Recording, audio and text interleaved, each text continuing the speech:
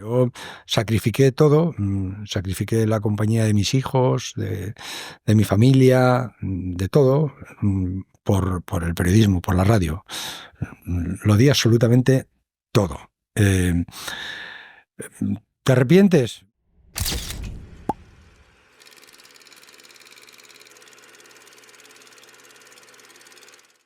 José Ramón, muchísimas gracias por recibirme. Es un honor para mí, de verdad, poder departir un rato.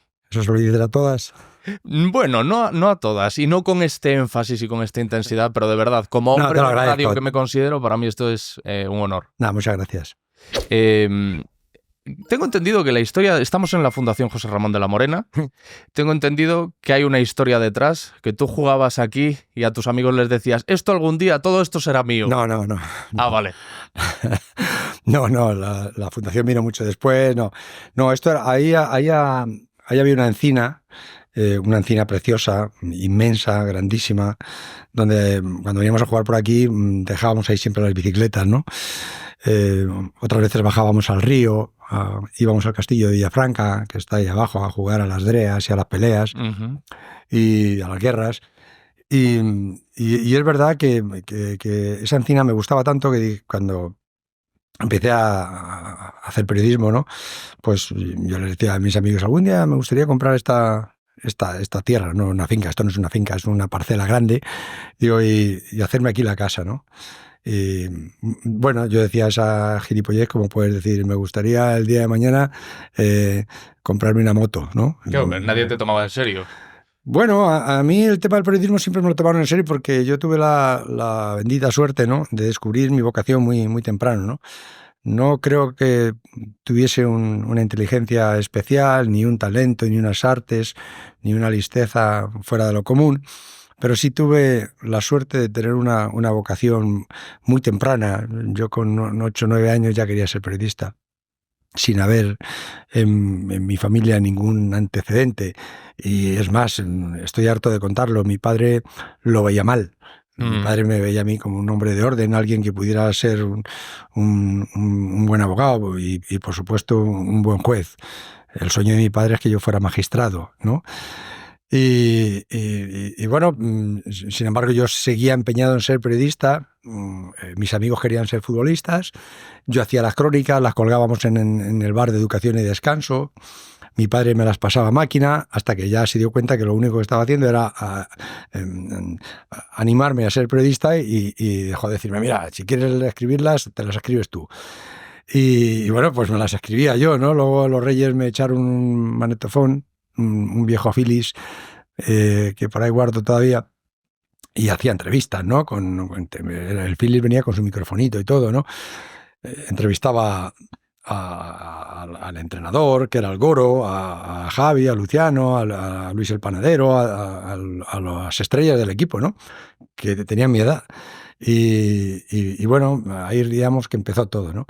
Y al cabo de los años, en una romería que hacen aquí, pues uno de mis amigos me dijeron, pues mira, ya están construyendo por aquí chalés y tal, no decías que ibas a comprar esto, y estuve buscando mucho tiempo a ver quién eran los dueños de esta parcela, y al final eran 2 señores, 2 abogados que me la vendieron, y terminé construyéndome la casa.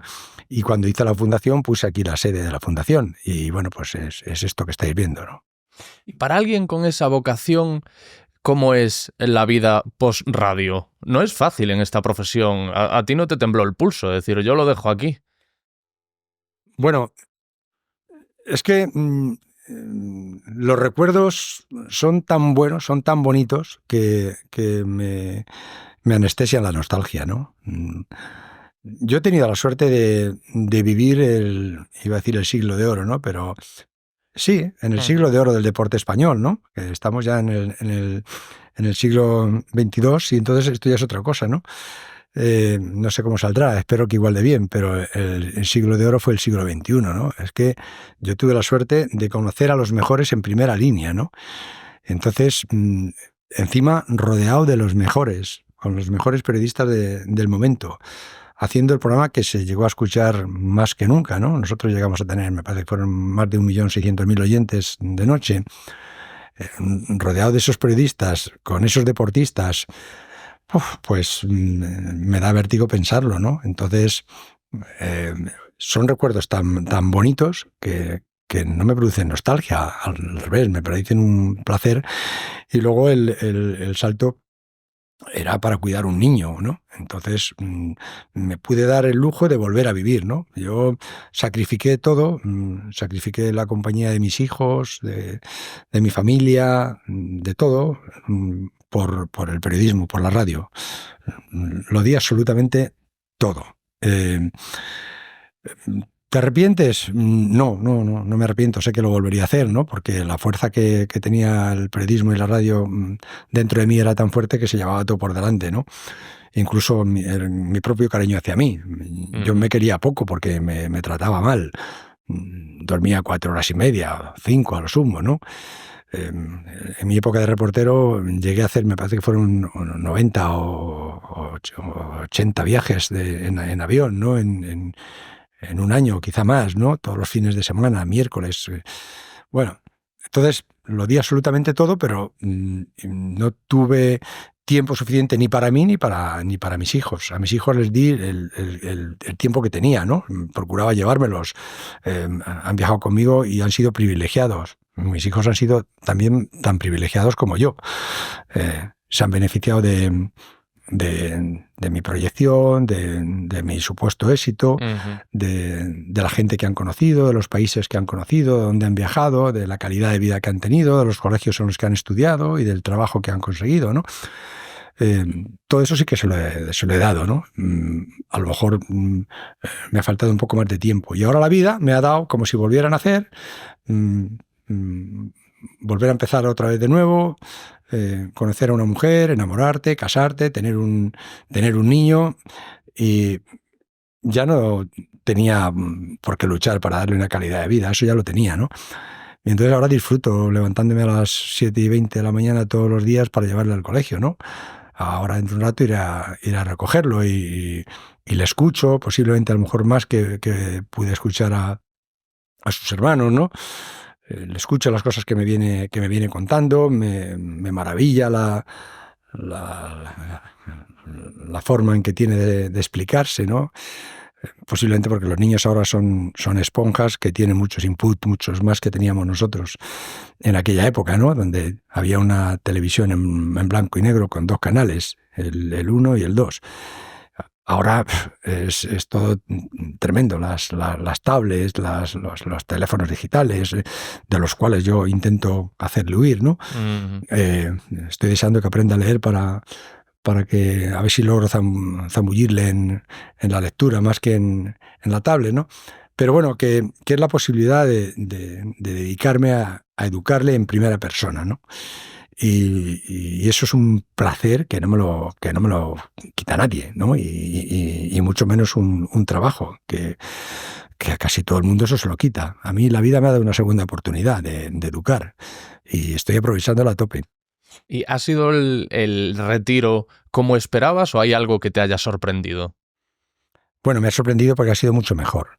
Yo esperaba que a lo mejor me daría un poco vértigo, ¿no? A eso me ha ayudado la fundación, ¿no? Yo no tengo días libres, en eso sí que cuando me pregunta alguno de los que ya viene para acá, oye, ahora digo, ¿qué va? Si es que yo no tengo un solo día libre. Bueno, vosotros habéis sido un poco testigos, pensaréis que os he dado muchos esquinazos, pero es que no, es que viajo, hacemos muchas cosas, tenemos los campeonatos de los niños que me dan la vida. A mí de las cosas que más me gustaba de la radio eran los campeonatos que hacía con los niños y los programas que hacía con los niños, porque era todo verdad, es el fútbol de verdad, es el fútbol en el que juegan por la ilusión de ser. El futbolista profesional juega por la ilusión de ganar, sobre todo de ganar, pero también de ganar dinero. Los niños no, los niños quieren ser los ídolos que tienen. Cuando lloran, lloran de verdad. Cuando ríen de verdad. Y cuando les hacen daño de verdad. Ya se van picardeando también, ¿no? Pero no simulan penaltis, no, es un fútbol en estado natural que a mí me chifla y me entusiasma entrevistarles, y esa naturalidad, no tienen ningún miedo a decir lo que piensan con toda la verdad del mundo, ¿no? Lo paso fenomenal. Y ves a las estrellas del mañana en su formato más puro. Ahora da gusto cuando uno ve, es reconfortante cuando uno ve, por ejemplo, las primeras entrevistas que daba Nadal cuando era un niño y empezaba a coger la raqueta. Pues sí, o Fernando Alonso, que le tengo también por ahí, ¿no? Con 3 años, ¿no? O con 12, cuando me lo encontré en aquel Teatro Campo Amor, eh, tumbado en un sofá esperando el turno, porque yo le dije a José Luis, a su padre, digo, mira, tengo muchas cosas en el programa, a la 1 o así podré meterle. Y dijo, vale, a la 1 nos vale, pero es que necesitamos, ahora que empecéis a hablar de Fernando, y yo decía, joder, pues si tiene 12 años, me cago en la mar. Pero claro, es que Fernando con 12 años había sido campeón del mundo de karts, ¿no? Y entonces era un talento sobrenatural, era un niño prodigio, ¿no? Y tenía una ternura que luego a mí me dolió mucho cuando le pusieron esa fama de arisco, ¿no? El éxito lo llevó a avasallar de tal manera que él tenía que protegerse, ¿no? Y les ha ocurrido a algunos de las estrellas que más se ha admirado, ¿no? Le ha ocurrido a él, posiblemente le ha ocurrido también a José Tomás, con su manera de ser tan introvertida. A Rafa Nadal menos, porque estaba más protegido. Tenía una guardia pretoriana alrededor, con su padre, con Benito Pérez Barbadillo, con el propio Moyá ahora, con su tío Tony. Entonces, estaba más en la burbuja, ¿no? Pero Fernando, Perico, Indurain, todos estos, el éxito en aquella época les avasallaba. Y es que, repito, es que yo he tenido la suerte de vivir el siglo de oro del deporte español. Dices que Nadal no tiene a lo mejor esa fama de arisco, de cerrado, introvertido, pero la realidad también es que ahora los protegen mucho más y es más difícil que hablen con la prensa. Muchos periodistas deportivos se me han quejado de eso, de que hoy por hoy los futbolistas no les hablan, los grandes deportistas les cuesta mucho tener una conversación con ellos como las muchas que has tenido tú en tu carrera. A la prensa se le maltrata. A mí, cuando lo dejé, una de las cosas que también me liberó un poco, y yo he sido uno de los privilegiados, ¿no? Como lo fue García en su día, claro. Porque al final el personaje siempre es egoísta y la audiencia la respetan y terminan por escucharte y por hacerse escuchar ellos, ¿no? Pero a la prensa se la está maltratando. En estos últimos años, y hablo ya de 12, 14 años para acá, se nombran jefes de prensa más que para asesorar, como si fueran guardias de seguridad, como si fueran seguratas de las estrellas para que no se les acerquen los periodistas, ¿no? A mí me parece que el jefe de prensa lo que tendría que hacer es asesorar, ¿no? Es decir, vamos a ver, van a hablar de nosotros, vamos a darles una buena imagen, ¿no? Vamos a ponérselo fácil, vamos a hacerles cercano. Yo sé que somos muchos, que somos muchas emisoras, muchos medios de comunicación, y que se hace difícil atender a todos, ¿no? Pero para eso están precisamente los jefes de prensa, o deberían estar para eso, ¿no? Para llevar un orden, llevar un caudal, ¿no? De que todo el mundo, todos los medios de comunicación profesionales y tal, tengan una oportunidad de hablar con los personajes, ¿no? Y luego el que mejor lo haga o el que peor lo haga, eso es otra cosa, ¿no? Pero que se les dé posibilidades a los medios de comunicación de acercarse a las estrellas. Ahora con los futbolistas es prácticamente imposible, ya no te digo con los pilotos de Fórmula 1 o de motos, ¿no? Creo que es una manera también de robarles los personajes, no ya a la prensa, sino al gran público, ¿no? Al gran público. Antes las estrellas eran como más cercanas, ¿no? Ahora se les meten esas urnas de acero y ellos posiblemente egoístamente se sientan a lo mejor más cómodos, ¿no? Pero yo creo que también tracan muchas veces sapos y culebras porque les gustaría explicar cosas que no pueden porque no les dejan, ¿no? Y es mal para todos, ¿no? Yo creo que esto tendría que ser mucho más fácil. A lo mejor lo hacen por eso, precisamente que has contado tú, que le generó problemas a Alonso, le generó también una reputación determinada a José Tomás y llegó un momento en que se fueron cerrando y parapetando para protegerlos. No lo creo. No lo creo. Yo creo que ha sido más un poco problema de los clubes de fútbol, fundamentalmente de las sociedades, ¿no? De las sociedades anónimas, no solamente de los clubes de fútbol, sino también de los equipos ciclistas. Es que hablar ahora con un ciclista es imposible. Los ciclistas antes llegaban en la bicicleta a la salida y llegaban montados en su bicicleta, atendían a la prensa, atendían a los aficionados que estaban allí, se hacían fotos. Se vendía la Vuelta como lo que es, una gran novela épica, ¿no? Donde yo siempre le decía a Javier Guillén, que el director de la Vuelta, digo, al final la Vuelta es una novela, ¿no? Donde hay un bueno y un malo. El bueno siempre es el español y los malos son las estrellas extranjeras que quieren ganar al bueno, ¿no? Que es el nuestro, ¿no? Y algunas veces gana el nuestro, o muchas veces, como en los tiempos de Indurain primero, después de Perico, después de Alberto Contador y de los muchos ciclistas buenos que hemos tenido, ¿no? Porque, insisto, es que ha sido muy bonito todo esto que nos ha ocurrido durante un tiempo, donde hemos tenido a los mejores en ciclismo, en balonmano, en voleibol, en waterpolo, en baloncesto, por supuesto, en fútbol, en tenis, en motos, en Fórmula 1, en qué no. Se sacó aquella frase de soy español, dime a qué quieres que te gane, ¿no? Uh-huh. Bueno, y estar ahí para contarlo y en primera línea, pues si el cielo no existe, yo ya lo he vivido en la tierra. Una de las quizá mayores revoluciones en el mundo del deporte en los últimos años en nuestro país es el ascenso al campeonato del mundo, el convertirse en campeón del mundo de un luchador de artes marciales mixtas. Yo soy fan de las artes marciales mixtas desde hace muchos años. Tenemos ahora un campeón del mundo, a Ilia Topuria, español de origen georgiano. Y el director de Radio Estadio, Edu García, se ha negado a cubrir los logros de este luchador porque rechaza las artes marciales mixtas como deporte, por su violencia. Si tú estuvieses en activo, ¿qué harías? Yo hablar con Topuria en cuanto pudiese. Sí, ¿verdad? Sí, claro, es un deportista. A ver, yo respeto las opiniones de todos, no, la mía no es la más válida, ni la menos válida, la mía. Y sobre todo la de los oyentes y los espectadores y los lectores, ¿no? Yo trabajo para ellos. Los periodistas no trabajamos para dar doctrina, o no deberíamos de trabajar para dar doctrina, según yo, ¿no? Uh-huh. Podemos dar nuestra opinión, pero no hacer doctrina, no prohibir. Es todo muy libre, cada uno que haga lo que quiera, pero si a mis oyentes les interesa un deporte, yo intento dárselo, ¿no? Evidentemente no es lo mismo la petanca, ni no sé, a lo mejor ni la caza, que por cierto tiene muchísimas licencias, es de los deportes que más licencias tiene, pero llegué a entrevistar a una galga, campeona del mundo, a la galga de Aquilino. Vino con Aquilino y la tradujimos. ¿Y te contó algo? Sí. Bueno, también entrevistamos a Imperioso, el caballo de Gil, claro. Pero quiero decir que muchas veces hay personajes, y me parece que en este caso Topuria es uno de ellos, ¿no? Que merece la pena escucharles, ¿no? Por lo que hacen, porque hacen gestas, hacen hazañas, ¿no?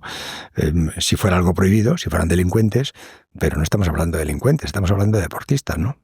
Y puedes dudar acerca de, o te puede gustar menos el deporte, pero es un deportista como los demás que hace el mismo esfuerzo, los mismos sacrificios y que ha alcanzado la misma destreza a través del trabajo. Entonces, dejarlo fuera de... Sí, es que volvemos a lo mismo, ¿no? Es igual que el boxeo, ¿no? Uh-huh.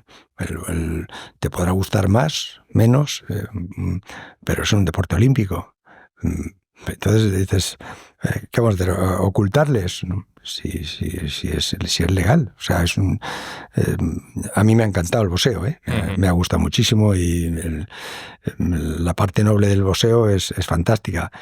Luego los juguetes rotos también los he visto y es deplorable, es lastimosa, ¿no? Pero, insisto, yo no quiero dar doctrina ni decir a la gente lo que les tiene que gustar, lo que no les tiene que gustar, ¿eh? En tu libro Los silencios del larguero, haces una reflexión muy interesante acerca del éxito.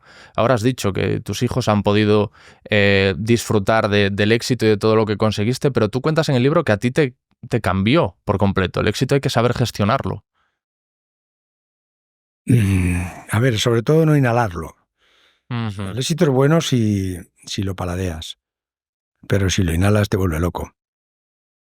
Yo supongo que a mí me afectó como a todo el mundo. También mi éxito no fue el de Messi, ni el de Goya, ¿no? Lo mío fue una cosa cómoda, agradable, importante, porque estaba en un medio de comunicación en esos momentos que era el más importante que había en este país y porque teníamos la audiencia más poderosa que había en la radio, ¿no? Me parece que llegamos a tener el 60% de SAR, ¿no? Por la noche. Eh, pero yo sabía, lo tenía clarísimo, que era porque estaba en el mejor equipo. Y encima tenía la suerte de llevar el 9 a la espalda. Pero yo sabía que estaba con los mejores. Y en esos momentos yo tenía una persona al lado, que era una persona muy buen periodista y muy noble, que es Bustillo, y que era mi especie de Pepito Grillo, que me tocaba la conciencia.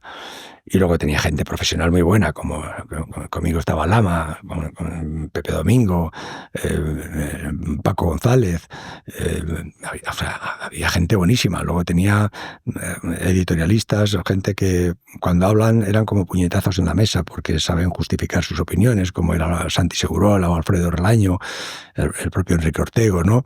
En Barcelona estaba con nosotros Andrés Astruels, y que era un personajazo, ¿no? Como lo era Tomás Guas, ¿no?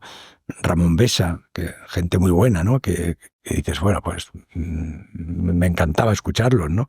Si tú montas una orquesta de esas, tú puedes hacerlos solos, pero es que los coros son fantásticos, ¿no? Entonces, tuvimos el mérito de estar ahí y de entendernos. Y yo creo que hicimos muy, muy buena radio. ¿Y el éxito te relaja o te tensa? Cuando tú te conviertes en líder de audiencia, ¿cómo te afecta?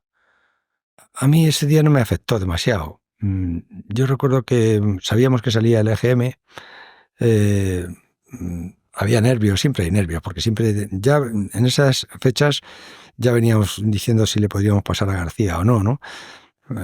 García tenía 900.000 oyentes, yo llegaba a 600, 700, 800, me plantaba, García a lo mejor se ponía en 930, yo qué sé, yo me quedaba otra vez en 800, volvía a subir otro poquito. Aquel mes de abril, esa noche, yo dormí tranquilo porque tenía buenas sensaciones, y sabía que en algún momento podría darse el caso, ¿no? Por la mañana empezó a sonar el teléfono muy temprano y pensé que sería buena noticia, ¿no? Pero tenía tanto sueño, esto era a las 8 de la mañana o así, se ve que lo debían de dar por la radio. Me levanté como casi todos los días a las 10 menos cuarto, y a las 10 menos cuarto ya vi que me empezaron a llamar, y recuerdo que fui a comprar un columpio para Javier a una tienda por aquí, ¿no? Me acuerdo, Javier era pequeño y me fui a comprar un columpio, o no, sí, un columpio. Y bueno, pues pasé así la mañana, comí, cuando llegué a la radio me encontré con Azuar en el ascensor, bueno, empezaron las felicitaciones, no me dio mucho tiempo. Luego Gabela recuerdo que pidió una botella de champán por la noche y lo celebré ahí en el estudio con bastante discreción. Hay una foto por ahí, ahí enfrente, hay una foto ahí. Está Alfredo Raño, Alfonso Azuara, en paz descanse, no sé si Paquito, Lama, Bustillo y yo. Y bueno, pues ahí empezó una larga carrera que duró 26 años, ¿no? Nos fue bien, pero efectivamente el éxito te cambia. Tú no te das cuenta, porque dices, no, si yo sigo siendo el mismo, pero no, ni eres el mismo, ni te ven igual, ni tú quieres seguir siendo el mismo, aunque digas que sí, ¿no? Lo intentas no venirte arriba porque sabes que todo es efímero y que todo se puede acabar en cualquier momento, porque el éxito es muy efímero, eso es verdad, y como el fracaso son dos embaucadores, ¿no? Que no es una frase mía, pero son dos mentirosos. Ninguno de los dos existe. Existe ese momento y lo que te cambia, pero es olvidadizo, y si te haces a la idea de que eso es así, no sufres demasiado cuando se va. Yo realmente no me cambió mucho porque seguí viviendo en el mismo pueblo, seguí viviendo en Brunete, todavía no vivía aquí, evidentemente, eh, pero conservaba los mismos amigos. Luciano seguía trabajando con su camión repartiendo Coca-Colas, Javi estaba trabajando en un laboratorio, me parece. Pepine ya había empezado, me parece, a hacer una casa, a construir una casa, y se había hecho constructor. Y bueno, mis 3 o 4 amigos eran, compartíamos todo igual, los mismos sitios, las mismas partidas de mus. Yo había empezado a hacer nuevas amistades, evidentemente, ¿no? Pero mi refugio natural era este, ¿no? Y yo siempre volvía al mismo hormiguero, ¿no? Y delante del micrófono, ¿cómo te influyó?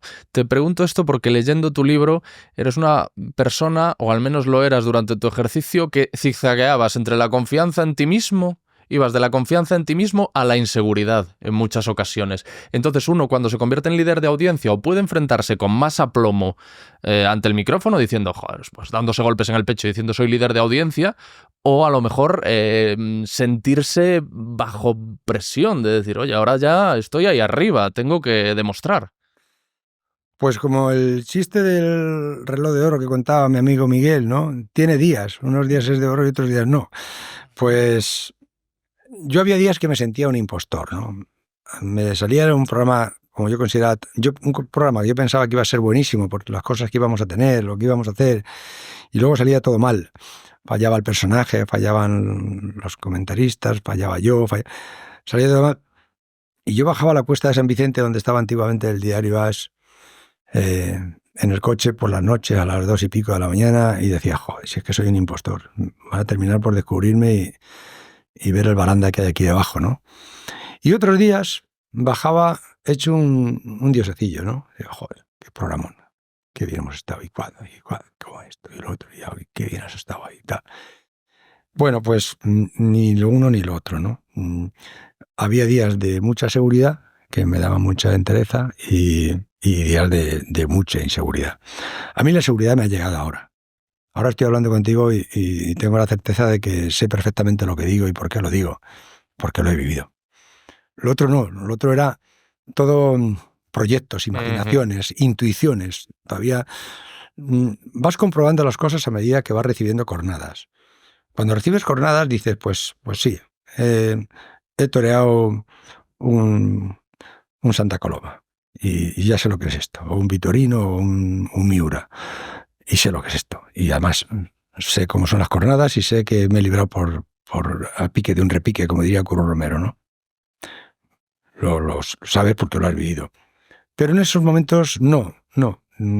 Muchas veces haces cosas que no son...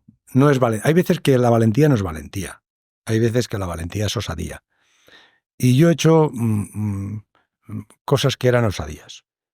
Siempre que iba a la facultad a dar alguna charla o algo y me decía, no, pero tú has hecho, tú has dicho, tú hiciste, tú tal. Y vea, yo tomé muchas curvas a 300 por hora.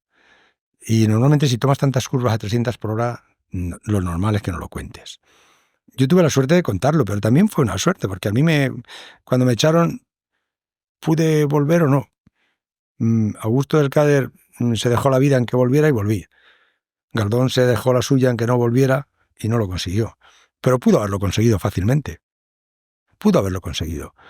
Y si lo hubiera conseguido, pues yo habría acabado no sé dónde, haciendo periodismo en sabe Dios dónde. No lo sé qué habría sido de mí, ¿no? Dices, esa experiencia de la que hablas es una de las más transformadoras de tu vida. Aseguras en el libro que incluso te cambió el carácter en ese momento en el que estuviste en la cuerda floja. Bueno, ahí sí, cuando ahora tú me preguntabas nostalgia, ahora ninguna, ahora qué va, ahora lo único que tengo son buenos recuerdos. Pero en ese momento yo tenía malos recuerdos, porque te levantas por la mañana y dices, ¿qué hago? ¿Dónde voy? Recuerdo que el primer día que me echan, recuerdo que yo llamé a un amigo mío para preguntarle cómo estaba el laboratorio donde yo trabajaba antes, ¿no? Y me dijo, uy, están echando gente. ¿Por qué? ¿Que quieres colar a alguien? Claro, el pobre cómo iba a pensar que es que me acaban de echar a mí. Digo, no, es por preguntar, porque me han preguntado a un amigo mío y tal, ¿no? Curiosidad. Curiosidad. Y claro, es que decía... Luego recuerdo que me llamó Pedro Pablo Parrado y luego me llamó Amalio Maratalla ya con más seriedad para trabajar en Marca, ¿no? Y después recuerdo que Augusto me dijo, si eres capaz de aguantar un año, yo te doy mi palabra de honor que te vuelvo a vestir de torero, ¿no? Y luego apareció Onda Cero por el mes de febrero, ¿no?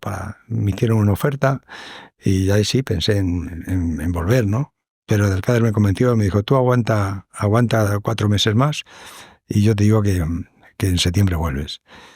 Y aguanté y volví, ¿no?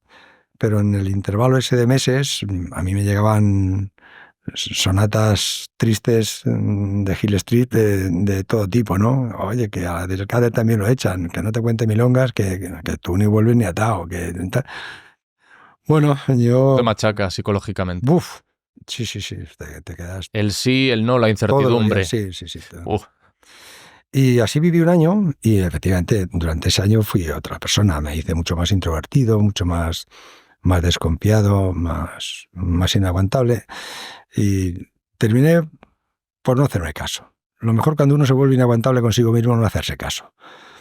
Y dije, te has vuelto muy gilipollas y no hay quien te aguante, quédate solo. Y salí de mí mismo. Y empecé a hacer más deporte, empecé a leer, a escuchar mucha radio, a escuchar a otros, a ver qué hacían. A ocupar Y tu tiempo para no estar sí, contigo mismo. eso es. Y procuré estar con los demás en vez de conmigo, que estaba insoportable. Y me fue bien. En septiembre volví y recuerdo que el primer día, en ese mes de septiembre del 92, fue un desastre. Recuerdo que comencé diciendo algo así parecido, hola, soy yo otra vez. Vengo de un pequeño esguince de corazón, pero creo que la lesión ya me da para jugar. Para nada, porque no sé si fui capaz de decir algo más. Luego ya me tuve que refugiar en el equipo, en Paquito, en Lama, en Relaño. Bueno, además, Relaño me parece que ese año nada más que estuvo ese mes, porque luego se iba a Canal Plus, que ya estaba en Canal Plus y ya no podía. Me empecé a encontrar solo, me empecé a encontrar mal y bajaba la cuesta de San Vicente diciendo, uy, esto qué poco va a durar. Ahora te van a echar con razón, porque yo no me veía. Yo a mí mismo me di cuenta que había perdido la chispa, la supuesta gracia que podía tener en algún momento cuando hacía mis sátiras y mis ironías.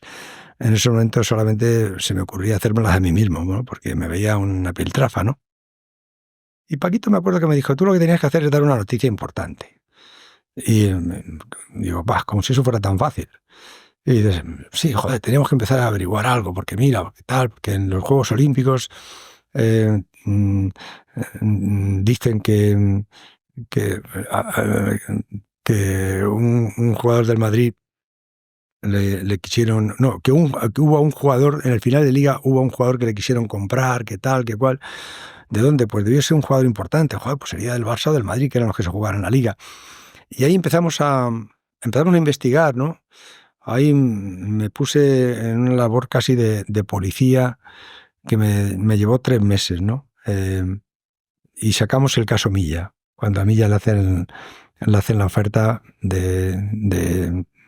ya no recuerdo si fueron 30 o 40 millones de pesetas de aquella época, lo que sería ahora unos 280.000 euros o 230.000 euros, por hacer un penalti y una expulsión, ¿no? Esa oferta se la hace un jugador del Barça y, bueno, yo descubro todo, descubrimos absolutamente, prácticamente todo. Descubrimos hasta quién se la había hecho, lo que pasa es que no di el nombre.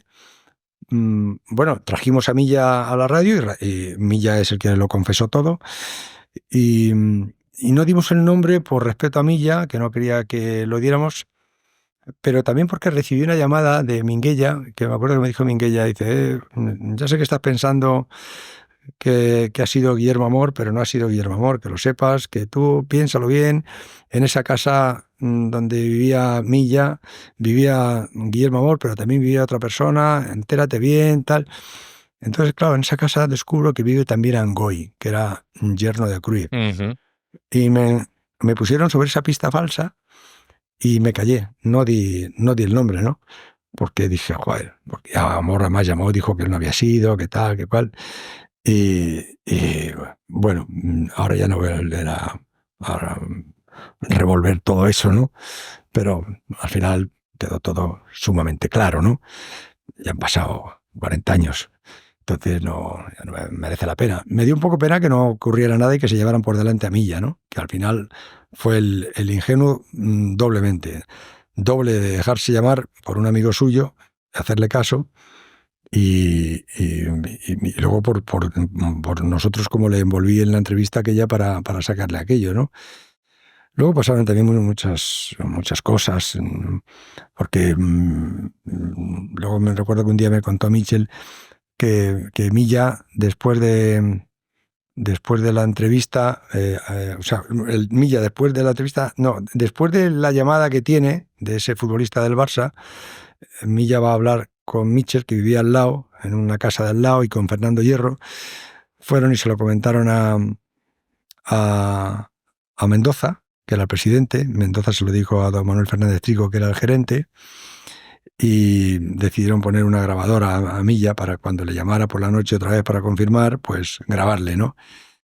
Pero entre medias de todo eso, eso se filtró y le llegó al jugador del Barça que le iban a hacer eso y ya no hubo, nunca hubo más llamadas, ¿no? Bueno, todo es para escribir una novela aquello. Y esa historia te hizo recuperar la confianza que habías perdido. Tal y como te había dicho Paco. Al año siguiente descubrimos las primas a terceros. Descubrimos después el caso Albania, cuando en la Federación Espino, el vicepresidente de la Federación Española de Fútbol y que era presidente de la Extremeña, habla con Carlos Uriarte, que era un intermediario, y quedan en que van a pagar una cantidad de 6 millones de pesetas a los albaneses para que se dejen golear por España en Albania. Bueno, todo aquello me tuvo muy entretenido, sí. Durante esos años me tuvo muy entretenido. Y hemos hablado de cómo gestionaste el éxito en ese momento en el que El Larguero se convierte en el programa deportivo más escuchado de la radio española, y luego está la otra cara de la moneda que también la vives cuando estás haciendo el transistor en Onda Cero y ves que los pasajeros empiezan a abandonar el barco, ¿no? Ves como que en lugar de crecer, vives el decrecimiento. Sí. ¿Eso cómo lo gestionas también?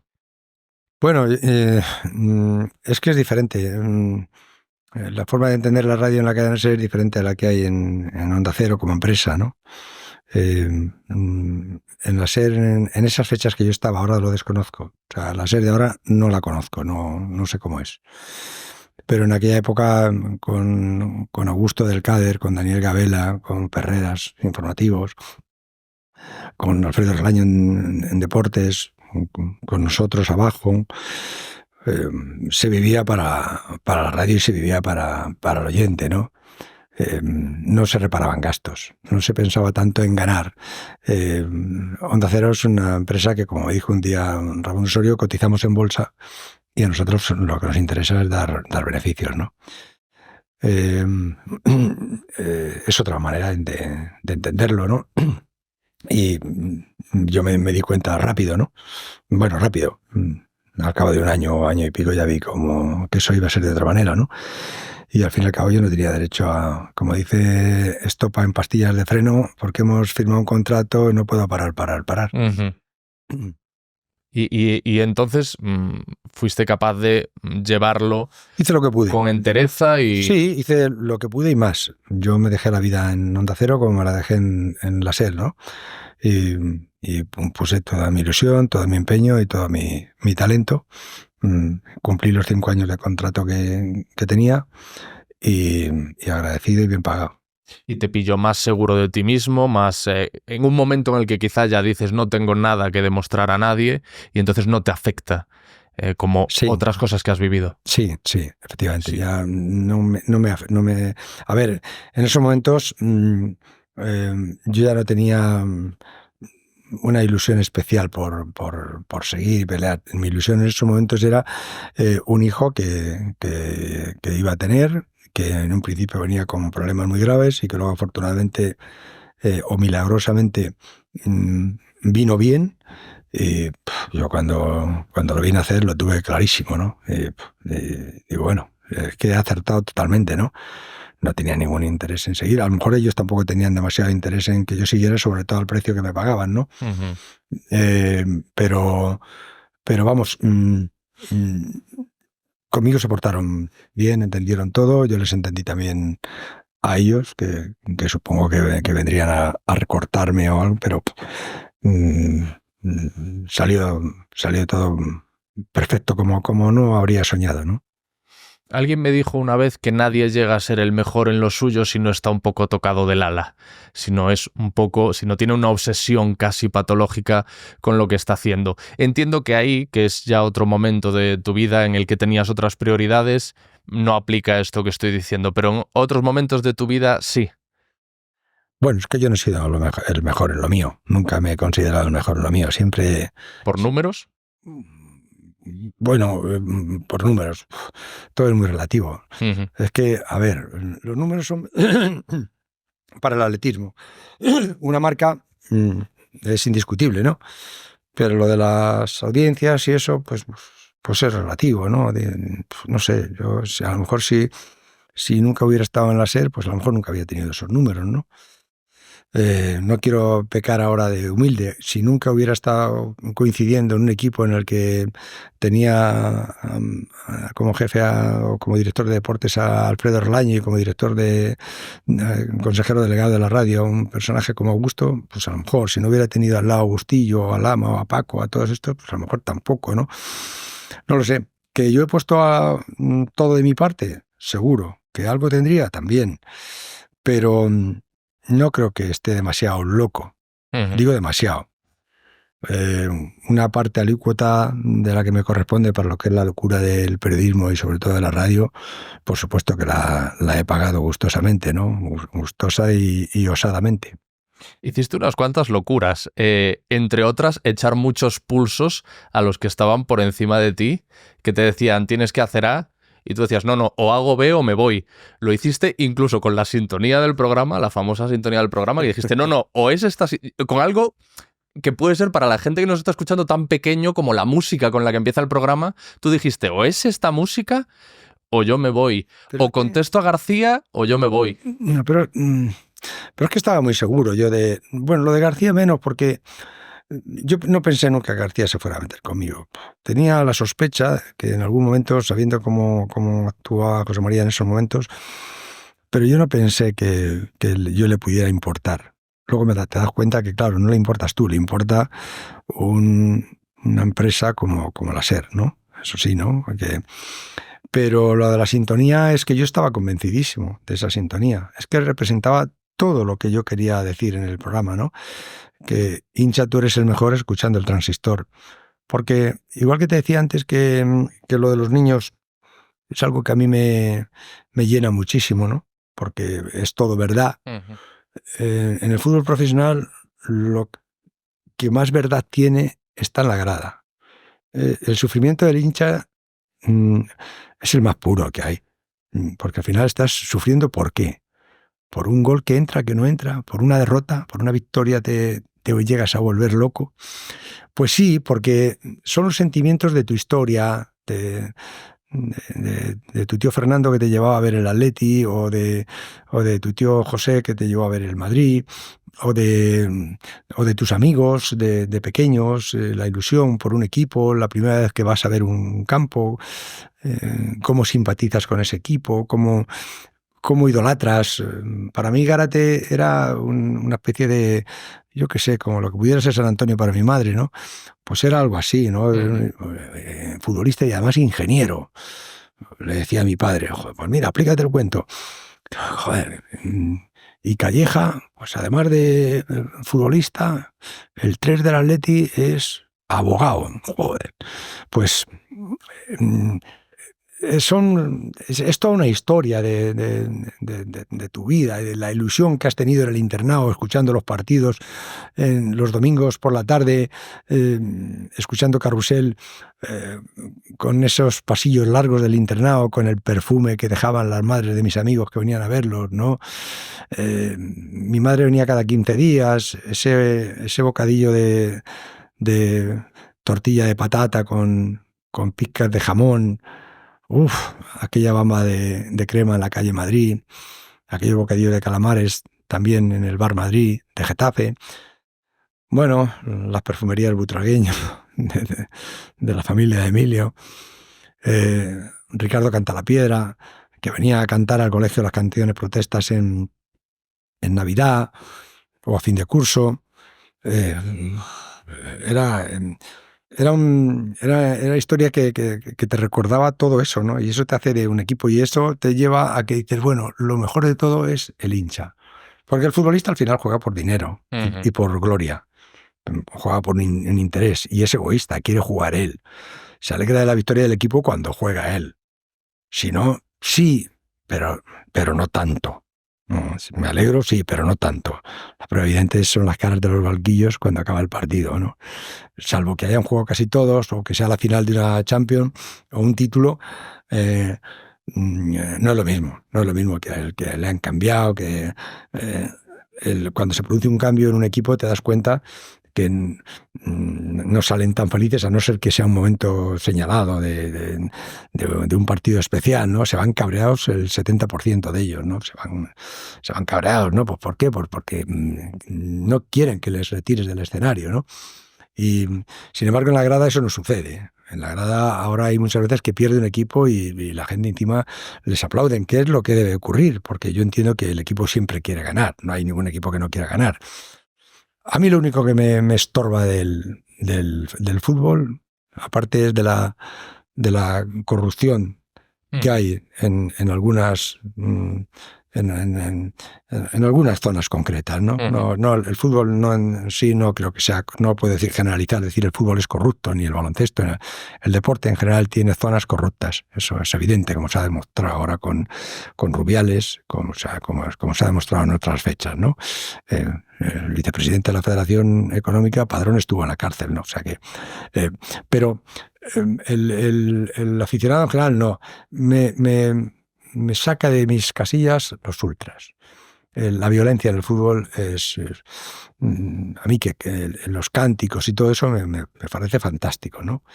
Pero el que no puedas ir a ver un partido con la bandera de tu equipo a un campo rival por seguridad, que tengas miedo que a un niño de 8 o 9 años te lo agredan porque vaya con una camiseta o que va con la bandera del Madrid, del Barça, del Atleti o del Alavés, me repugna, ¿no? Eso me parece que es una enfermedad que tiene nuestra sociedad deportiva, ¿no? Que tendríamos que extirpar, ¿no? O sea, es que por nosotros mismos, ¿no? Porque tú mismo que puedes ser ultra bueno, ¿no? Ultra llamo yo el que no quiere ver nada más que por su equipo, que los hay, ¿no? A lo mejor yo podría haber sido uno de esos, ¿no? Pero el ser profesional me hizo intentar buscar la objetividad. Y para buscar la objetividad tienes que dejar el radicalismo, ¿no? Pero, vale, el forofo, el ultra radical, se lo pasaría igual de bien si se pudiera cruzar con los ultras del otro y hasta cederse el paso por caballerosidad cuando es en el campo contrario, ¿no? Al final la rivalidad es en el campo, no en la grada, ¿no? La rivalidad en las gradas está en a ver quién canta más, mejor o más tiempo, ¿no? Eso es lo que yo creo. Y el fútbol sería mucho más divertido. Al fútbol la violencia lo hace mucho daño, muchísimo daño. Cuando tienes el primer rifirrafe mediático y público con José María García, si no me equivoco es porque él habla de ti en una entrevista y entonces tú dices, pues yo voy a abrir el micro y le voy a contestar. En aquel momento José María García tenía la fama y el estatus de todopoderoso y de que a quien se metía con él lo aplastaba. Tú, después de ir a por él en el micrófono, ¿tuviste miedo? ¿Dijiste, joder, cómo se me ha ido la cabeza? ¿Qué te dijeron? No, yo sabía, vamos, yo asumí Pero tenías la seguridad Sí, absoluta. yo sabía que el día siguiente me echaban. Entre otras cosas porque ya me lo habían advertido, ¿no? Galdón me lo dijo. Si haces esto te vas a ir. Ya había pasado una vez, esta fue la segunda vez y me mandaron llamar para echarme. Lo que pasa es que Augusto consiguió una prórroga. Yo no lo sabía, yo pensaba que me habían... fulminado. Que me habían indultado. Ah. Pensaba que me habían indultado porque cuando me llamaron y vine aquí a Madrid, supuestamente era para echarme, pero me dijo Augusto que subiera al despacho de Galdón a pedirle disculpas, cosa que tampoco hice. Y yo vi como en esos ojos había mucha rabia contenida, ¿no? Aunque al final me acuerdo que la despedida me dijo, cuando ya salí del despacho, me acuerdo que me llamó y me dijo Larguero. Y yo dije, entre mí no sabe ni cómo me llamo. Y me dijo, quiero que sepas que confío en ti. Y yo cometí otra estupidez de niñato, que fue contestarle, no sabe usted cómo me gustaría creerle. Y bueno, y me acuerdo que me dijo, venga, anda, vete y sigue haciendo buena radio. Fue su despedida, recuerdo, aquel día del mes de junio del 90. Y me parece que fue creo que fue un lunes del mes de junio del 90. Y bueno, Augusto me dijo, no se te ocurra volverte a meter en líos, tal. Digo, mientras no me provoquen. Efectivamente, García no volvió a hablar de mí y yo tampoco volví a hablar de él, ¿no? Pasó el verano y cuando iba a empezar el verano y yo fui a hacer el primer día del programa, me dijeron que no, que me habían relevado y que no seguía, ¿no? Y bueno, ahí empezó un vía crucis que duró un año para mí, que es el que te he contado antes. Pero yo no culpo a nadie, nada más que a mí mismo, en el sentido de que yo asumí las consecuencias, asumí el riesgo, me puse delante de un toro que sabía que me iba a embestir por ahí y me llevé la cornada y ya está, ¿no? No me engañó nadie, ni siquiera Galdón, no, a mí no me engañó nadie. Después de aquello, nos dijiste... Y ahí nada. García no tiene nada que ver tampoco. No.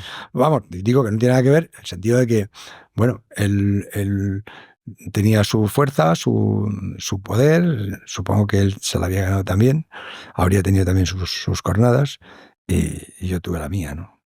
Decía que no os contestasteis, no os dirigisteis más el uno al otro en ese momento, pero está bien documentado que luego hubo una guerra cruenta durante años. Sí, luego ya empezó una guerra de empresas,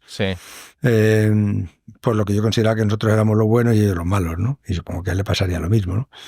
Con el imperio del monopolio. Alfredo Relaño tuvo la idea, la ocurrencia buena, de pensar, que salía Canal Plus, le nombraban director de deportes para Canal Plus y decía, bueno, y director de deportes, pero una empresa que es un canal de pago, que vamos a vender en deportes, ¿no? Y se le ocurrió la idea de decir, ¿por qué no televisamos los partidos? Y sacamos un abono del fútbol. Y le convenció a Relaño, o sea, le convenció a Polanco. Polanco, el hombre, se asustó un poco al principio, porque debe decir, a Cebrián no le gustaba el fútbol, lo debía ver como una locura. Pero Alfredo se las ingenió, convenció a Cueto, que era el director ya fallecido también de Canal Plus en aquella época, lo convenció con esas artes que tiene Alfredo para convencer a la gente, y logró que Canal Plus pagara, me parece que fueron 3.000 millones de pesetas de aquella época, que era un pastón, a los equipos. Claro, el fútbol empezó a generar dinero y pronto, en 2 años o así, al empezar las televisiones privadas, empezó Antena 3, salió Telecinco y tal, pues ese dinero ya no era tanto, pero bueno, había un contrato que respetar. Se firmó un contrato, me parece que fue de 3 años o 4 años, no me acuerdo. Y entonces estos decidieron romperlo por las bravas, romper el contrato y quitárselo a Canal Plus, ¿no? Y ahí empezó la guerra, ¿no? Hubo equipos capitaneados por por Lopera en aquella época, con Jesús Gil en el Atlético de Madrid, el Valencia con Paco Ros, el Sevilla, me parece que estaba con Luis Cuervas, el Betis con Lopera. Eran 20 equipos en primera división, 10 ya los tenían firmados, con que tuvieran otro más ya tendría mayoría. Y nosotros un poco tarde, digo nosotros, en aquella época Prisa, ¿no? Canal Plus, un poco tarde empezaron a moverse y lograron contratar los otros 10, ¿no? Contrataron a los equipos vascos, al Zaragoza, al Depor, me parece que también al Celta, no estoy seguro, ¿no? Bueno, los otros 10 equipos que había, ¿no? Osasuna, 10 equipos. Y entonces ya se logró hacer una especie de entendimiento, ¿no? Y yo te dejo los tuyos, tú me dejas los míos, porque no nos puedes transmitir televisado toda la liga, ¿no?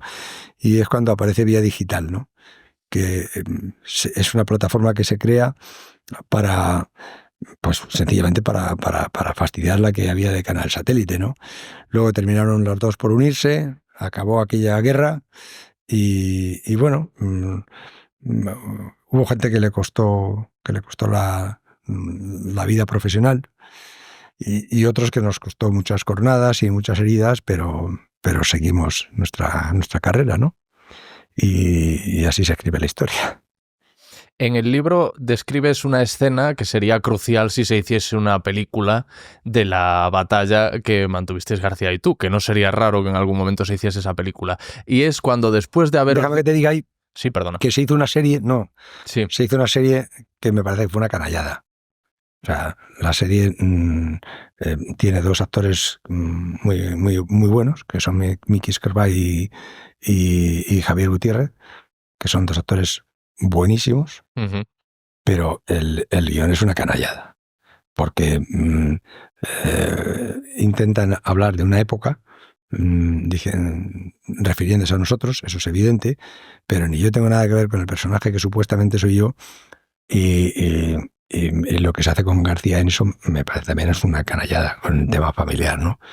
Fíjate tú, poniéndome yo aquí ahora a defender a García, que no tiene ninguna necesidad, ¿no? Ni él ni yo, pero es que había momentos de la radio muy buenos que se podían haber hecho, ¿no? Incluso a lo mejor ironizando, caricaturizándonos, ¿no? La guerra nuestra, ¿no?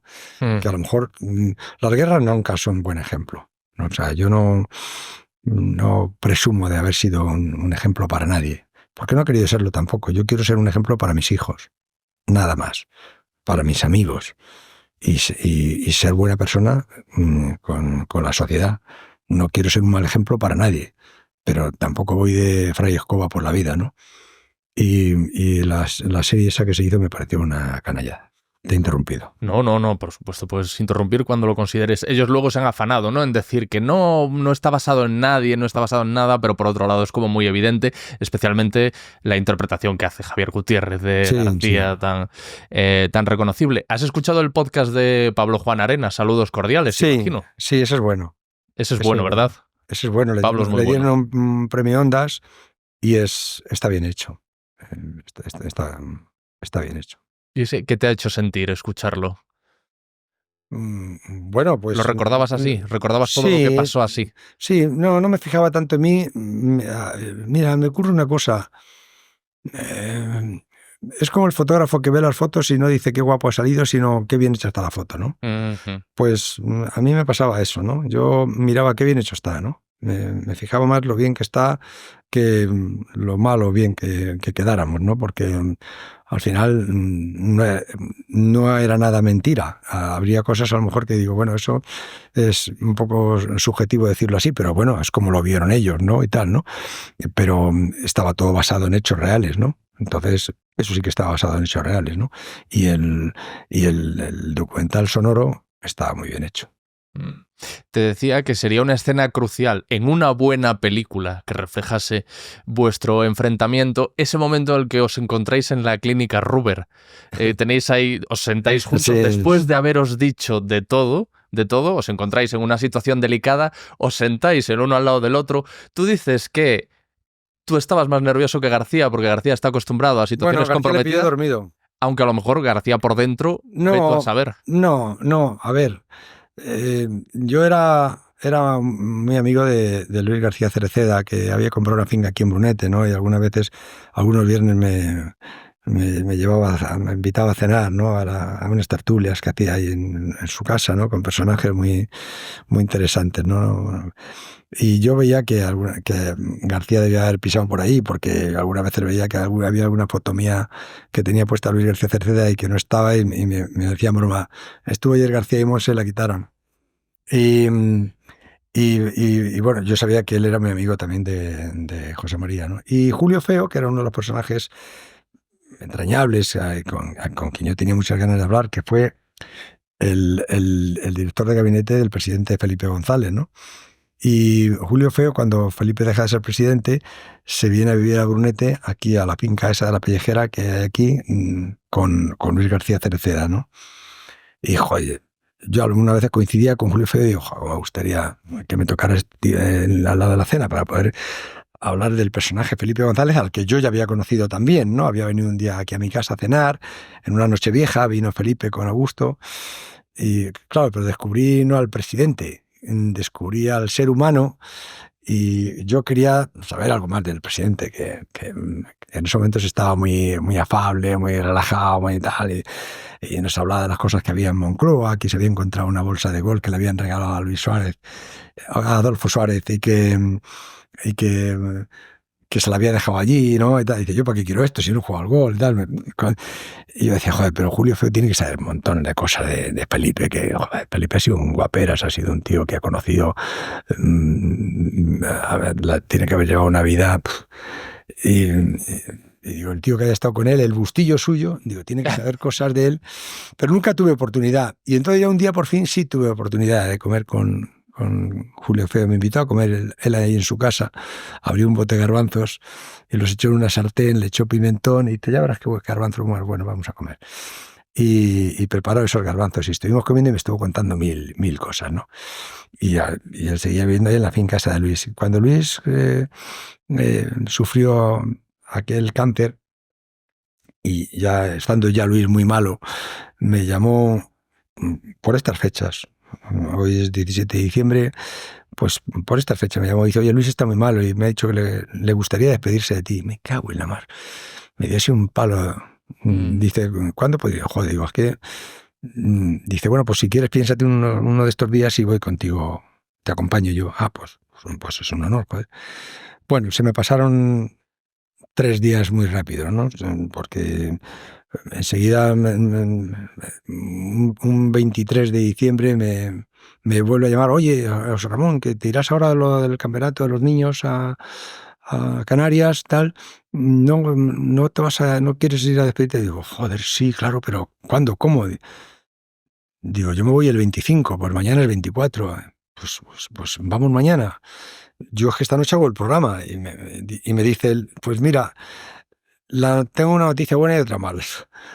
Digo, dime primero la buena. Pues la buena es que yo te acompaño y no te preocupes, que dice, la mala es que García está allí metido todo el día. Digo, joder. Y dice, podríamos hacer una cosa, si quieres podemos ir a las 7:30 de la mañana y entramos a la UBI y entras a verle. A esa hora no va a estar García todavía, ¿no? Digo, pues no, a esa hora no creo que esté. Joder. Pues mira, ¿te parece que te recoja a las 7 de la mañana? Joder, yo me acosté a las 3:30 y a las 7 estaba ahí con su Audi, ese Audi estartalado que tenía Julio Feo, a buscarme. Ya en esta casa. Y bueno, pues fuimos y me dice, ya verás, ahora para entrar a la UBI, igual no nos dejan pasar. Digo, sí, tú no te preocupes, le digo, ya verás, le echamos cara, ya verás. Y efectivamente paramos por ahí y llegamos a la UBI, ¿no? Y al llegar a la UBI, a la puerta de la UBI, Julio Feo se adelanta, así da 2 pasos hacia adelante, y de un sillón que había allí se levanta un señor así con el pelo alborotado. Tal. Yo no le vi bien. Y entonces dice, hombre, hombre. Y digo, ostras, esa voz. Y Julio se queda cortadísimo. Dice, hola, José María. Hombre, ¿qué tal? Don Julio Feo, ¿qué hace usted aquí? Y tal. Y en eso, pues nada, venimos, joder, yo 2 pasos atrás. José María mira, me ve en esos momentos y en ese momento le suena el teléfono a Julio Feo. Y le suena el teléfono y se retira. Y nos quedamos García y yo, después de 30 años casi, o 25 años, dándonos hostias, nos quedamos ahí frente a frente, ¿no? Y me dice, hola, José Ramón, ¿qué tal? ¿Cómo estás? Bien, nos damos la mano. Bien, ¿y tú? Y entonces él me dice, pues mira, yo tuve un cáncer de garganta, empezó a contármelo. Y, joder, me lo contó como cuenta García las cosas, con su dramatismo, y me dijo que hizo testamento, que lo vio todo ya muy mal, que puso todo a nombre de su familia y tal. Y que yo, la verdad es que me dejó así un poco impactado, ¿no? Yo estaba escuchándole y yo no hablaba. Yo estaba callado, yo más nervioso, no sabía ni cómo colocar las manos, ni qué hacer, ni para dónde mirar, ¿no? Él no, él estaba a lo suyo, contándome su drama, ¿no? Y en ese momento ya llegó Julio Fea, ¿no? Y ya se metió en la conversación Julio y bueno, pues entramos a ver a Luis, que estaba inerte y tal. Y cogimos la mano y tal, salimos y estuvimos allí charlando todo el rato. Hay un momento curioso que es cuando Julio Feo está hablando por teléfono y García y yo estamos hablando, pasa por ahí una señora, una limpiadora, con el cubo de la fregona y el carro llevaba a todos con las señoras que limpian en los hospitales, y está así fregando y llevaba el teléfono colgado. Y dije, ¡ay, esta foto sí que la hago yo! Y no recuerdo que... Olfato periodístico tenía esta señora, tenía, sí, desde luego. Entonces le dice García, ¡tira de aquí ahora mismo, tira! Pero García de mala manera, ¿no? ¡Tira de aquí ahora mismo, anda, tira de aquí ahora mismo! Y la señora se asustó y se largó, no hizo la foto, ¿no? Y luego es verdad que cuando vine me llamó Alberto Ruiz Ardón y me dijo, oye, ¿es verdad que habéis estado García y tú juntos viendo a Luis? Digo, bueno, sí, es verdad, pero no es que hayamos ido juntos. Era una conversación rápida. Bueno, que joder, en el hospital estaban diciendo que habéis estado juntos. Digo, no, nos hemos encontrado. Yo he llegado a las 7:30 de la mañana, pero es que García ha estado durmiendo allí en un sillón. Que es verdad, ¿no? Y esas cosas son... Y bueno, y luego a partir de ahí, pues murió Jorge Ruano, que... Es uno de los personajes. Su mujer era la madrina de mi hijo Javier, el padrino era Bustillo y la madrina es su mujer, porque yo cuando bauticé a Javier digo, bueno, que sean dos personajes católicos, porque para hacer el paripé no. Y puse a Petra, la mujer de Ruano, que era muy católica, de misa diaria, y Bustillo, que también lo es, ¿no? Y Jorge Ruano fue 10 años el técnico de García durante, y luego 20 conmigo estuvo. Claro, García le quería mucho a él y él a García, evidentemente. A mí más, porque estuve más tiempo. Y entonces muere Jorge Ruano y el consejero José Luis Sainz, el consejero de Prisa en esa época, me dice, oye, me ha pedido tu teléfono García. Yo me quedé así un poco, pues, no sé, dice, pero ¿has hablado con él? Digo, pues hablé con él hace estas Navidades. Pasó esto y le conté más cortito que a ti. Le conté que me había encontrado con García, ¿no? Y me dice, ¿te parece que se lo dé? Digo, pues dáselo, ¿no? Y entonces, una mañana de febrero o así, pues yo estaba sacando el coche y me suena el teléfono. Vamos, soy José María García. Mira, me he enterado que ha muerto Ruano. ¿Es verdad? Pues sí, se ha muerto Ruano. ¿Y de qué? Y digo, pues yo creo que de aguantarte a ti 10 años y a mí 20. Y entonces él se echó a reír y dice, pues eso podría ser, tal, ¿no? Y entonces, ¿tienes el teléfono de sus hijos? Pues sí, tal, le di el teléfono de sus hijos para llamarlo y tal. Y a continuación me dijo, mira, este es mi número de teléfono, si en algún momento quieres que hablemos, hablamos. Y yo lo estuve dándole vueltas y le llamé. Digo, oye, mira, ¿quieres que un día nos veamos y hablemos? Venga, te invito a comer en La Moraleja. Digo, no, La Moraleja no, joder. La Moraleja es territorio comanche tuyo. Digo, si quieres, vamos a un sitio donde no nos conozca nadie y podamos estar los dos solos sin que nadie nos mire. Joder, eso va a ser difícil. Bueno, pues me dijo, sí, verás, hay un sitio ahí en la calle Serrano. Y efectivamente, fuimos a la calle Serrano, un sitio que había una carpa grande. Y era una carpa como el de aquí al final, ¿sabes? Y estaba totalmente vacía, ¿sabes? Había algunas mesas, el restaurante estaba dentro. Y recuerdo que solamente había dos señoras comiendo a lo lejos quienes nos vieron. Y estuvimos comiendo 3 horas y media los dos. También la anécdota de esa comida es que viene un tipo vendiendo lotería con La ristra de cupones, ¿no? Con la lista de cupones y un plátano aquí, Ajá. que pone el platanito. Y viene lo mismo, dice, hombre, José María. Y dice, ahí va la hostia. Y saca el teléfono y dice, esta foto. Entonces José María le dice, platanito, tira de aquí a tomar por saco, ¿eh? Tira de aquí, ¿qué tal? No sé qué tal. Y dice, no, esta foto la hago yo. Y yo no sé si la llevo a hacer, no me acuerdo. Pero García le compró 2 números de lotería y me regaló uno. Compró 2 números de lotería y me regaló uno. Y, y, y, y le digo a García, ¿este es el platanito? Y dice, sí, este es el platanito. Era un célebre torero que tú no le conocerías. En aquella época estaban Diego Puerta, el Cordobés, el Viti, yo qué sé, Curro Romero, por supuesto, a todos los toreros de la época, y uno de ellos que surgió con mucha fuerza fue Palomo Linares y el Platanito, que salieron de unas novilladas que se hacían por la noche, que las hacía, pues yo creo que las hacía Manolo Molés, no me acuerdo que las hacía, en una plaza de Madrid, donde luego hicieron esta plaza cubierta que hicieron aquí cerca por Aluche o por ahí, ¿no? Hay una plaza cubierta. Y ahí hacían unas novilladas por la noche de maletillas, ¿no? Y de ahí salió el platanito. Y el platanito se hizo súper famoso, pero súper famoso, ¿no? Y fíjate, ahora está vendiendo lotería. Y entonces le dije a García, este es el platanito. Y dice, este es el platanito. Digo, ahí va la leche. Y nada, nos estuvimos hablando mucho tiempo y me dijo, pues yo creo que hemos hecho los gilipollas. Y digo, yo creo que hice lo que tenía que hacer y tú hiciste lo que sabías hacer, lo que querías hacer también.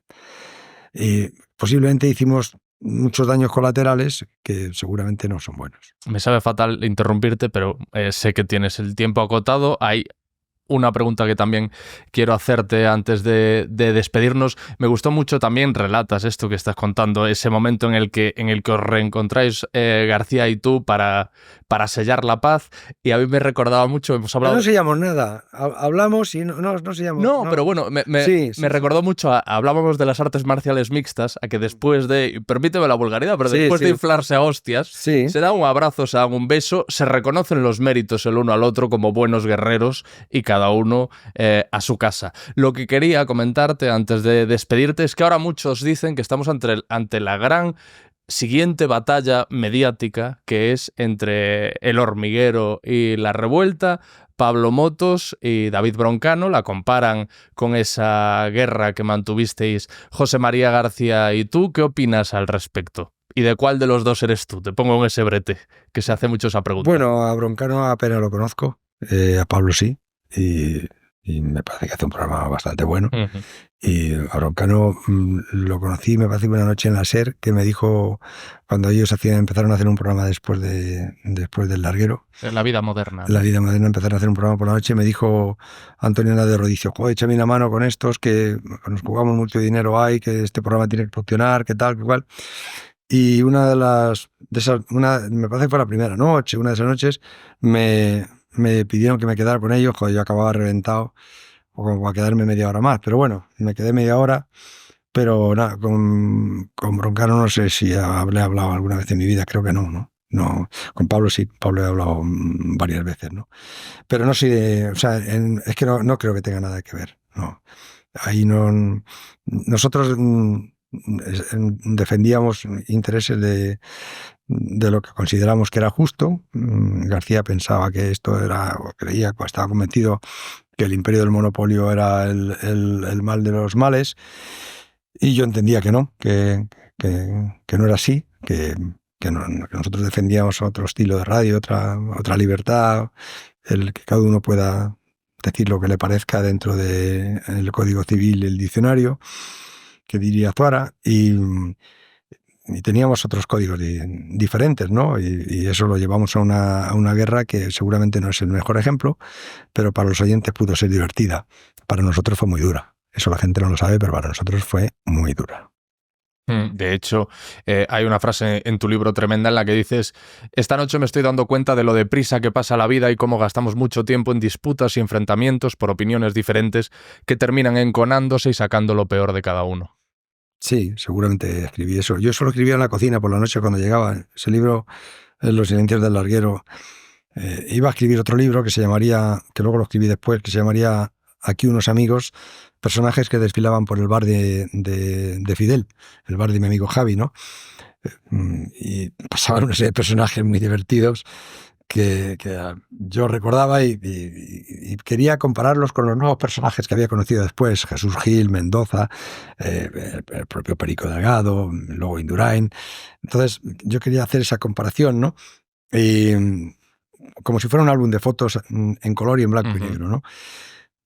Pero de repente, esto era comienzos del año 94 y era el Mundial de Estados Unidos y yo le dije a la editorial, pues a lo mejor podíamos hacer un diario que empezara el día 1 de enero, empezara el día 1 de enero y terminara el 31 de ese año, ¿no? Sucedieron muchas cosas, sucedieron que fuimos líderes de audiencia, me parece, sucedió que en el Mundial de Estados Unidos fue apasionante también, ¿no? Imagínate con Clemente ahí de por medio, la guerra con Clemente. Ya no me da tiempo a preguntarte, pero te iba a preguntar también. Pues te lo agradezco. Y la verdad. Y bueno, pues fue apasionante. Y yo por la noche llegaba muy cansado, pero yo decía, el secreto está en que por cansado que llegues, te exprimas un poco y dediques 10 minutos a escribir. Al final no eran 10, era 1 hora. Pero yo tenía una libreta amarilla ahí en la cocina, que la conservo todavía. Bueno, la conservo porque son libretas amarillas de estas que arrancan la hoja y tal. ¿De anilla? No, es una libreta de estas... Ahora como depósito. Sí, ¿no? como depósito, sí. Alargada, una cosa así, sí, de unos 30 centímetros, y por 20, una cosa así. Y ahí escribía con un pilo, ponía día tal, miércoles 22 de diciembre. Y me ponía a escribir, y escribía aproximadamente una hoja de la libreta que venía a ser un folio, o libreta y media, o incluso había veces que hasta 2, o sea, 2 folios, o hasta 2 y medio, todo de un tirón, todo seguido. Por la mañana, cuando lo leía, corregía algunas frases mal hechas por el cansancio, ¿verdad? Y cuando llegaba a la radio se lo daba a Bustillo, que lo pasaba al ordenador, porque es el único que conoce mi letra a la perfección, ¿no? Bustillo de vez en cuando entraba al despacho y decía, ¿aquí qué pones? Y tal. Alguna vez le broncaba, Bustillo, ¿has pasado eso a máquina? ¿Has pasado eso al ordenador? Que sí, joder. Hoy todavía no me ha dado tiempo porque como me has dicho que tal cual, a las 7 de la tarde, Bustillo, pero no has pasado eso todavía al ordenador. Lo pasábamos todos los días, ¿no? Y bueno, luego se lo íbamos dando a la editorial y salió ese libro, ¿no? Pero era muy auténtico porque era todas la noche. No hubo ni una sola noche del año que no escribiera. Alguna vez a lo mejor saltábamos el día, pues no merecía la pena, porque decía, joder, no hay nada que contar, quitábamos ese día. Pero todas las noches escribí. Ha sido una lectura muy, muy interesante y muy edificante, máxime, estando en el mundillo del periodismo. Creo que cualquiera que esté en esto debería leer ese libro, Los silencios del larguero. Yo he disfrutado mucho con esta conversación, con mucho pesar y contra mi voluntad te voy a despedir. Te doy las gracias por este rato. Yo estaba calentando todavía, pero, Sí. pero sé que llevamos hora y media. Sé que te tienes que marchar. Ha sido un placer, José Ramón. Te agradezco tu amabilidad y tu disposición. Y cuando quieras, cuando tengas mono, mi micrófono está aquí para ti. Gracias, José Ramón. Pues muchas gracias. Gracias, Alex.